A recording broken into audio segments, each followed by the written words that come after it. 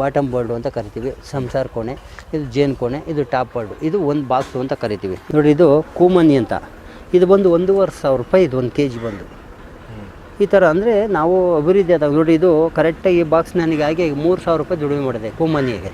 ಈ ಕರೆಕ್ಟಾಗಿ ಸಂಸಾರ ಕೊಡೋದು ಟಾಪ್ ಆಗ್ತಾಯಿದ್ರೆ ಇವತ್ತೊಂದು 2,000 ರೂಪಾಯಿ, ಅವ್ರು 5,000 ರೂಪಾಯಿ ದುಡಿಮೆ ಮಾಡಿಬಿಡೋದು. ಕೆಲಸಗಾರ ದುಂಬಿ ಪಾತ್ರ ಸಾಕಷ್ಟು ಇರ್ತದೆ. ಗಂಡು ನೊಣ ಬಂದು 24 ದಿನ ಕೊಡ್ತದೆ, ಅದಕ್ಕೆ ಆಯುಸ್ ಪ್ರಮಾಣ ಇಲ್ಲ.